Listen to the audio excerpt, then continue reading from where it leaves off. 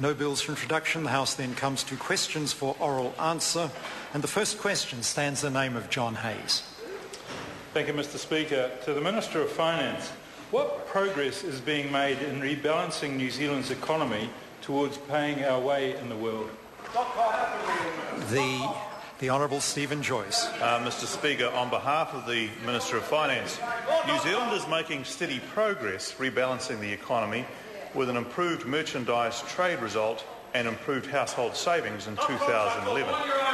Merchandise trade grew to a $3 billion surplus, notwithstanding the significant external challenges of a high dollar and, of course, weak global growth. Overall, our exports grew an impressive 9.7% by value in the calendar year last year. There is still a long way to go, of course, but these early signs are encouraging for exporters and reinforce the government's commitment to helping build a platform from which our businesses can compete and trade in the wider world. John Hayes. Supplementary, Mr. Speaker. How much did New Zealand's merchandise trade with Australia and China grow in 2011? The Honourable Steven Joyce. Mr. Speaker, on behalf of the Minister of Finance, New Zealand expanded exports to our key market Australia by 8.45% over the last year to just under $11 billion New Zealand. This percentage increase is a very significant result given the high volume of existing trade. It continues a trend evident over the last few years of strong year-on-year growth. In addition, New Zealand's exports to China grew by over $1 billion in the calendar year last year. That's 22% annual growth, which is a fantastic achievement for exporters and reinforces the importance of China as our second largest export market.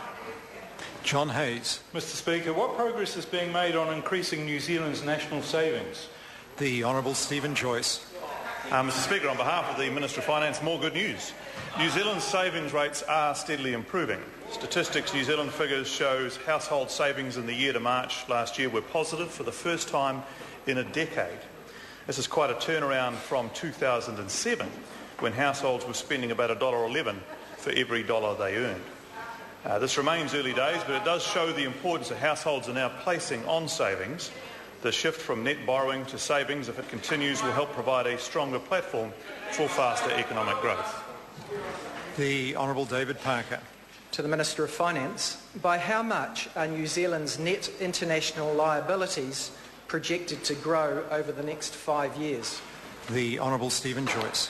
Mr. Speaker, on behalf of the Minister of Finance, I don't have the net international liabilities. I do have the current account deficit, which I think alludes to the same thing that the member means in terms of that is expected to widen out from March 2012 in the year to March 2016. That is due to primarily the Canterbury Point of order, the Honourable David Parker. My question was not about the current account deficit. I do have a question about the current account deficit, but this isn't it.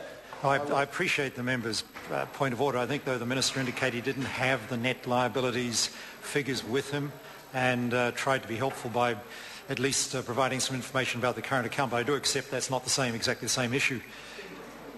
Speaker. Point of order, the Honourable David Parker. Yeah, this is question number one. It's the government's own question to the Minister of Finance. It's about progress on the economic growth agenda. And I've asked about one of the most basic indicators as to whether that's working, and I would have thought that the Minister could at least answer in general terms. Order. I mean, the member's quite correct. It is the government's own question, and asking about net liabilities is not exactly a way out of line. There's no question, the supplementary question's in line, but I take the Minister at his word that he doesn't have the figures, and people can make their own judgment about that. But that's what the Minister indicated to the House, and there's nothing I can do about that. Point of order, the Honourable Trevor Mallard. Could you at least ask the Minister whether he has any general indications for, for example, the percentage of GDP liabilities, or, any Associate Minister of Finance... Order, that's not strictly... Order, the Minister wants to speak to the point of order. The Honourable Steven Joyce. That was exactly what I was doing, Mr. Speaker, by referring to the increase in the balance of payments deficit. We're now debating the whole issue. New Zealand's net liabilities is a reasonably standard figure, and it's not exactly the same as the current account deficit. And the question was very specific about net liabilities, but I take the Minister at the Minister's word. The Minister doesn't have those figures. Members can be critical of the Minister for not having those figures. That's the situation we're in, but I can't ask the Minister to provide what he doesn't have with him. Question, a further supplementary, is it? The Honourable David Parker. Given that the Minister, in answer to the the last supplementary, acknowledged that New Zealand's current account deficit is projected to grow over the next 5 years from $5 billion this year to $17 billion deficit in 2016. Is he surprised then to learn that over that period New Zealand's net international liabilities are projected to grow from $140 billion to $200 billion, an increase of 10% of GDP? The Hon Steven Joyce. Mr Speaker, and I do understand that the current account deficit figures and the international liabilities figures would not surprise me at all, which I think underlines the point that we're making with the primary question, which is the importance of growing exports and the importance of also the importance of growing exports. And the reality of it is that that's due to happen because of the Canterbury rebuild. Order, I apologise to the Minister. Now look, the front bench, the Labour Minister, the Labour spokesperson on finance asked a supplementary question. I presume he wants to hear the answer, and the Minister is answering this question. And I think the interjections are beyond reasonableness. The Hon Steven Joyce.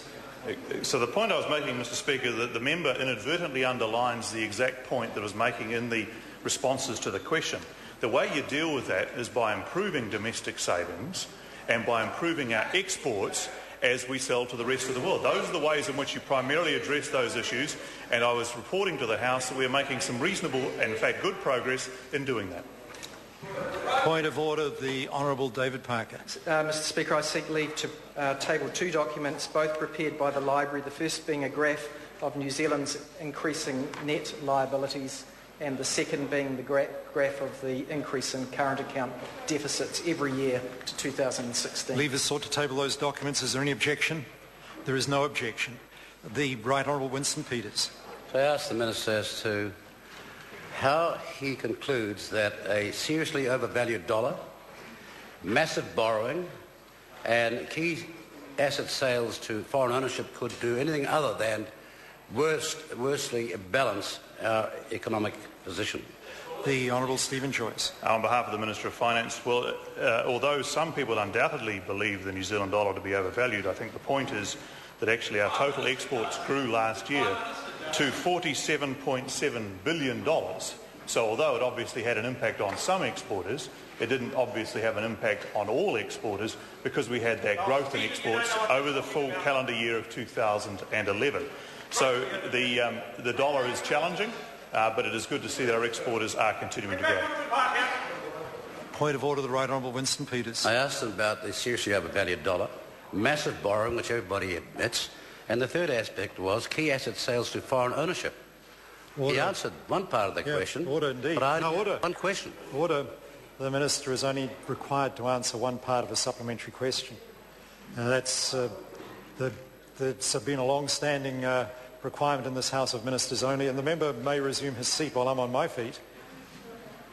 Thank you. It's been a long-standing practice in this House that ministers are only required to answer one part of a supplementary question. If members want to put more than one part to a question, that's the risk they run. Point of order, the Right Honourable Winston Peters. Speaker, I did not put more than one part to the question. The question was relating to the rebalancing of this country's economy. I gave it three aspects and asked which one of those, or those collectively, would do what he said. I'm not asking three questions.